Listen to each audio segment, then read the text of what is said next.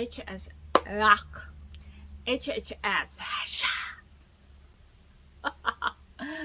HHS property. Kok property?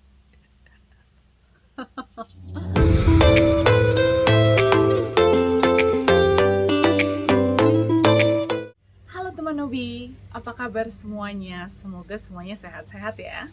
Kembali lagi di Cerita Nobi bersama gue, Nobi.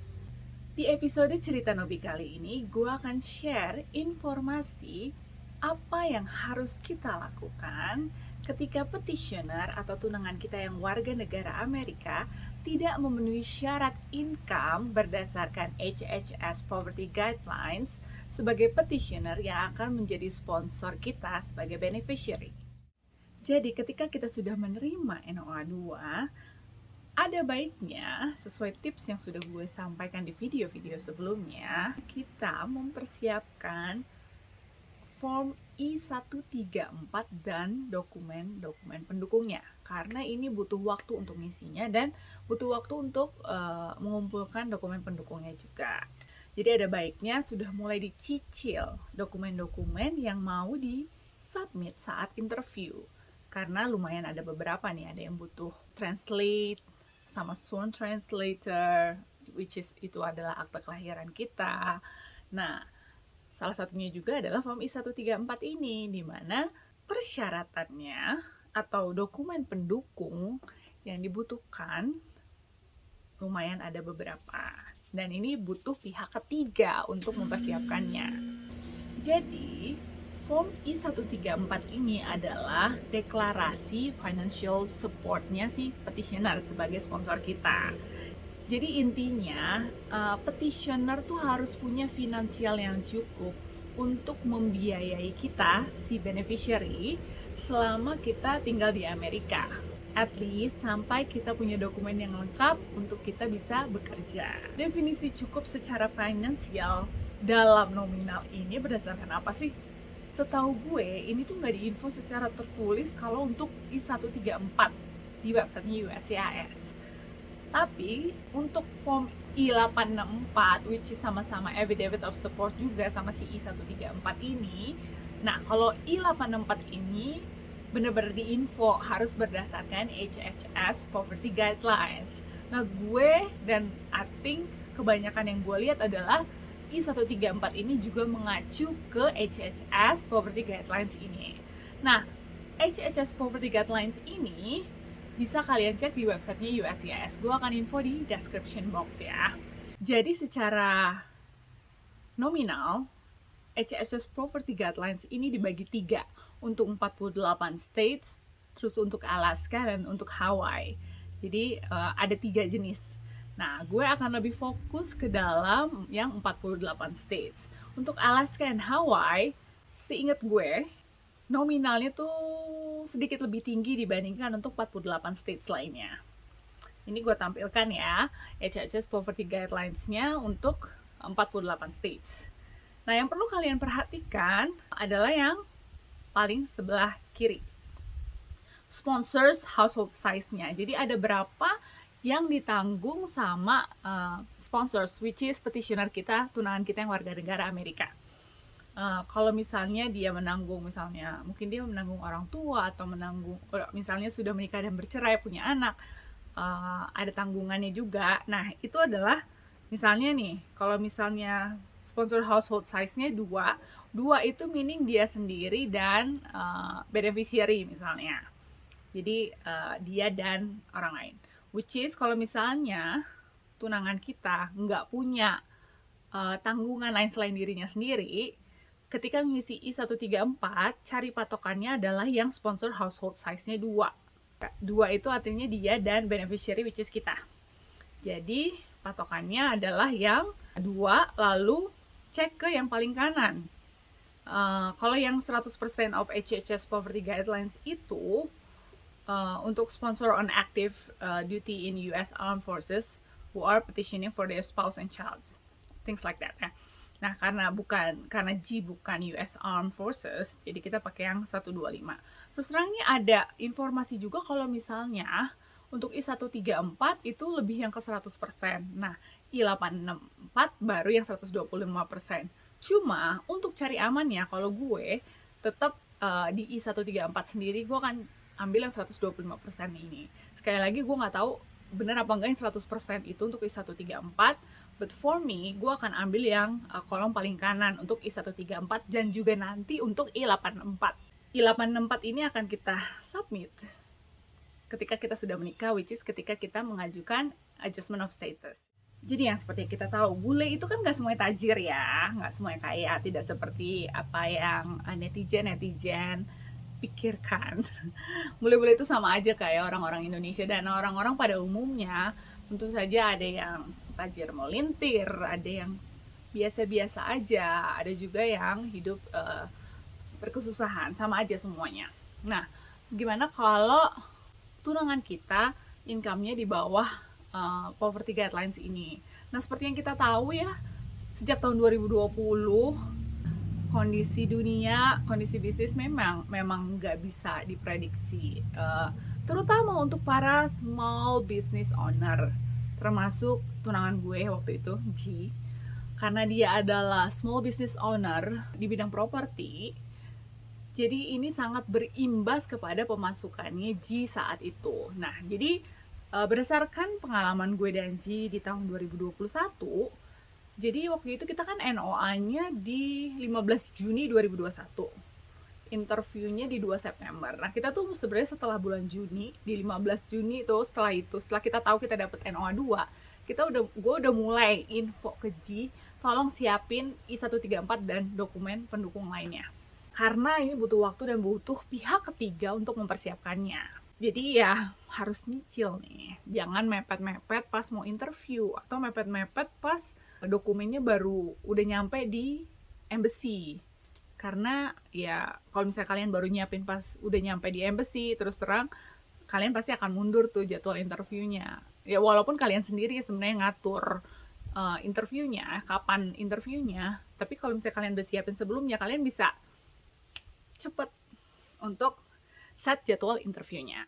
Seperti yang udah gue informasikan bahwa G adalah small business owner yang bergerak di bidang properti, di mana tahun 2020 itu terkena imbasnya dari keadaan dunia ini. Ya tau lah ya, pasti pemasukannya, income-nya jadi menurun. Dimana pas kita submit di tahun 2021 I134 dan dokumen pendukungnya ini, berarti kan submit tax return-nya tuh yang 2020 dong, bukan yang 2021 karena belum ada. Jadi pakai tax return 2020, which is akan kelihatan nominal penghasilannya G di tahun 2020 itu. Seperti yang udah gue info juga, kebanyakan kondisi dunia saat ini, terutama dimulai tahun 2020, itu berimbas kepada biasanya yang tidak bekerja di perusahaan besar. Nah, kalau petitioner atau tunangan kalian bekerja di perusahaan, terlebih lagi perusahaan besar, kayaknya nggak terlalu berimbas kepada income-nya. Karena income kalau kalian kerja di kantoran, pasti kan konsisten, tiap bulan ada.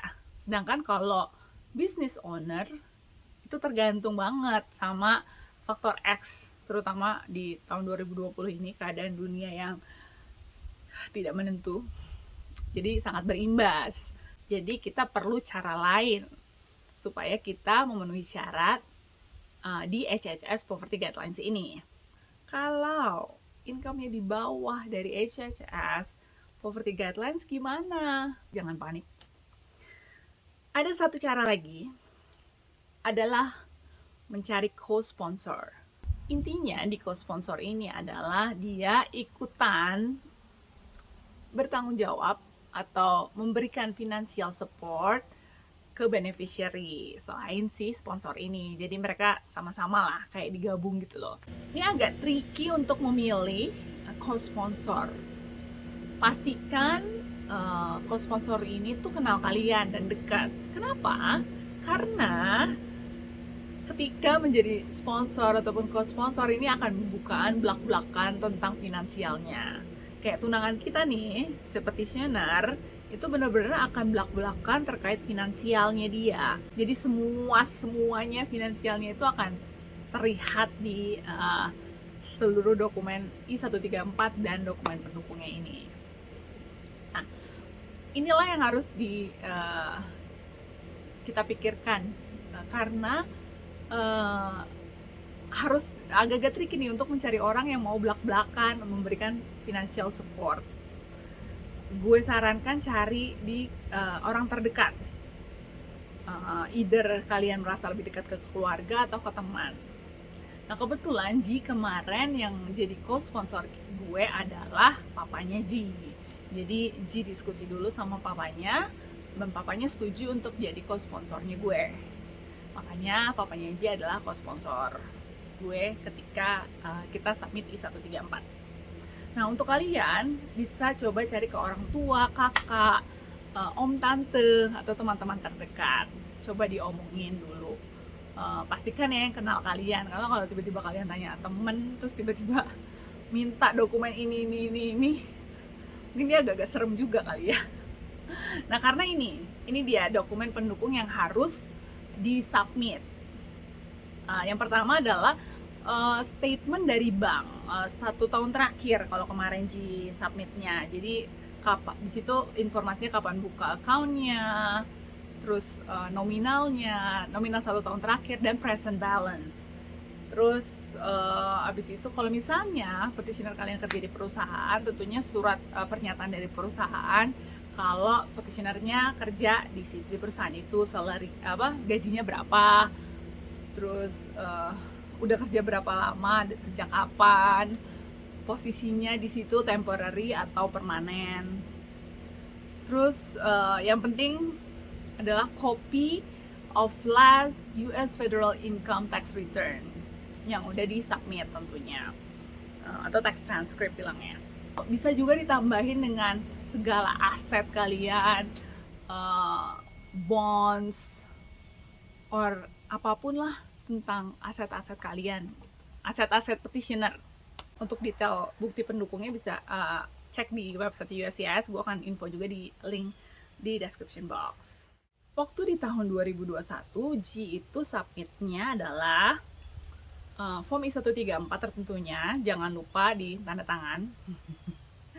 Terus form 1040 US Individual Income Tax Return 2020 plus 2019, karena dia submit juga di tahun 2019-nya juga. Ini sih nggak wajib ya, seingat gue. Yang penting tahun sebelumnya. Terus bank statement, sama Ji tambahin comparative market analysis, which is untuk properti yang dia miliki. Jadi untuk ini tuh kalian harus minta seseorang untuk mentaksir harga properti yang kalian punya, yang petitioner punya. Aduh namanya apa sih kenapa gue tiba-tiba lupa namanya. Jadi sesuai dengan harga properti saat ini, itu harga propertinya si petitioner itu berapa dibandingkan juga dengan yang lain. Atau kalau nggak di komparatif sih, gue nggak tahu sih ya harus komparatif apa enggak. Tapi ini lebih pokoknya dari aset yang dipunya, dari properti aset yang dipunya sama petitioner itu harus ada nominalnya berapa, nilainya saat ini, value-nya saat ini gitu. Untuk detail tentang aset ada lagi ya, detailnya itu ada di instruction formnya I-134. Please dibaca dulu sebelum kalian isi form I-134, karena di situ tertulis banget, karena aset yang dimasukin tuh kalau nggak salah harus bisa dicairkan dalam waktu 1 tahun atau I don't know, gue lupa. Bisa cek di form di instruction form I-134. Sebenarnya kalau dilihat dari semuanya, dari income plus aset yang Ji punya, secara nominal Ji sudah memenuhi syarat dari HHS Property Guidelines. Namun kita tetap deg-degan ya, takutnya mereka cuma lihat tax return-nya aja nih, nggak lihat yang lain. Padahal sebenarnya mereka juga lihat, cuma kita mau cari amannya aja. Makanya kita cari co-sponsor, which is jadi papanya Ji.